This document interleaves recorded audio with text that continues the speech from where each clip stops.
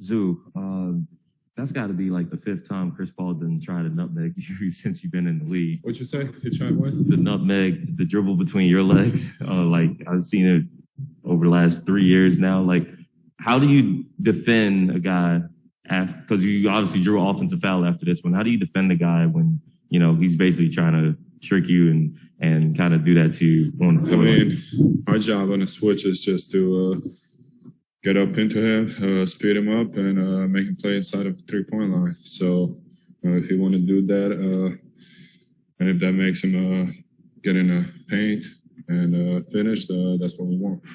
Did he say something to you after you drew the foul? Because it seemed like the technical could have went either. It's a good defense. Yeah. Hey, Zoo, I see you're wearing a battle scar from today. But every game something new. You guys specifically, when you've been on the floor, even going back to the conference finals, you've done the team's done a really good job defending Chris Paul. What has gone into that, and more specifically for you, what has made you so successful at defending him? I mean, he's a tough player. You can only do as much. At the end of the day, it's like you just got to take the tough shot, and sometimes he's gonna make them, sometimes he's gonna miss. But we do a pretty good job with just calling out the screen, and then guards just getting around the screen and trying to speed him up, get him in a paint, and then when he tries to do that snake dribble, we veer kind of late switch. So that way we try to take away his mid-range shot, and after that we just if he pulls it out, I gotta get up into him, make a play inside of a three-point line, and guard gotta get into Big's legs and try to get him out of paint.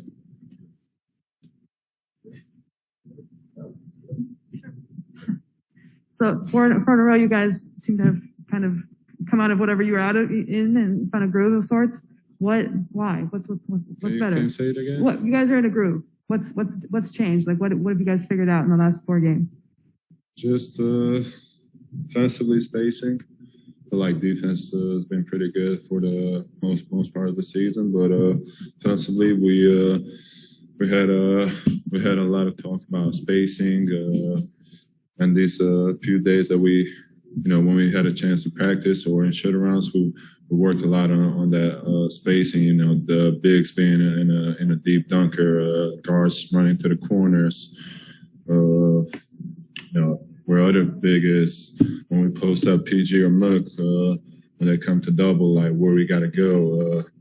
Just finding our spots and spacing, and I think that helped our offense a lot. Against a team that was so hot, and you guys being so short-handed, like is that a little extra confidence or a boost or momentum? Or yeah, it's a great win for us. Got 4 in a row now. We're 500 4 games to go, and it's a good win. Got to keep it going. It's got another one on Wednesday against a tough team, and got to get our best and try to get another one. Zoo, before the game, Ty had talked about the big man spacing as what he wanted changed. Does big man spacing mean something different this year in this offense without Kawhi than it did last year? Not really. It's pretty much the same. Our job is if there's a post up or we're on a weak side, we gotta stay in that dunker until they call us up to set a screen. So it's pretty much the same, and most of the team without shooting 5, they do the same thing. So in transition, sometimes we was running to set a pick when we shouldn't. We would stay we would be in the middle of the paint. We would clog up the lane for our guards and other people to drive. So I think that was a good adjustment for us, and our guys have more space to drive and kick the ball. Hey Zoo, you guys, you just had that rough 5 and 7 nights, the other week. How good does it feel getting the rest now, and how much do you think that's helped you guys in the last, 4-game winning streak? It's great. We all need rest. everyone's been doing a pretty good job.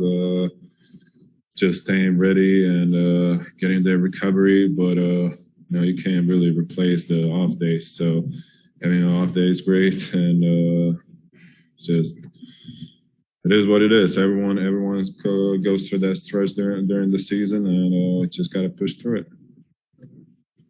So I saw when you had that dunk in the first quarter, Isaiah's over there waving the towel, and then he had that left hand floater, and you're over there raising your left hand about to check in. Just talk about the two-man game that you guys have, not on the court, but like bouncing off each other when you guys are in the game, celebrating each other's success and stuff like that.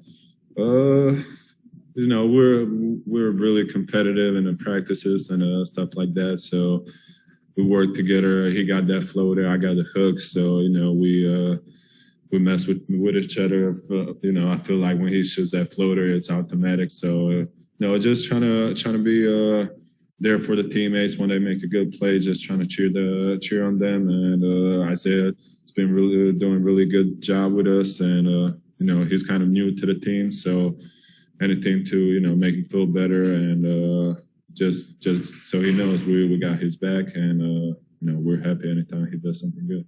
You guys are able to basically have a facilitator out of the center position with the when he's on the court there. How does that, I guess, how different is that for the second unit when, I mean, obviously you're a good passer, no offense, but he's kind of finding a lot of passes and guys who are cutting in advanced passes and stuff like that. Like, what kind of weapon does that give you guys? A different weapon, I guess. It's great.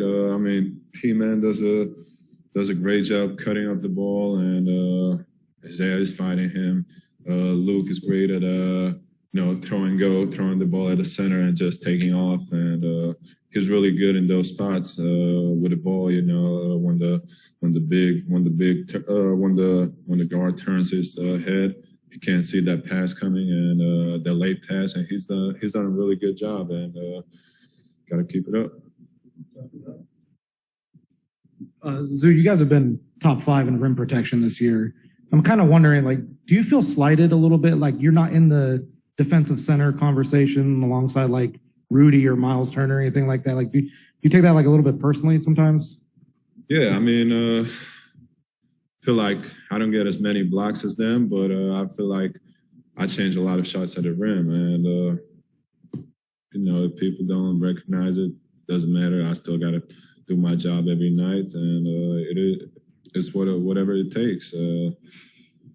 I'm gonna keep doing it, and if people see it, great. If don't, whatever. We got a pretty good defense overall at the rim, 3-point line, whatever.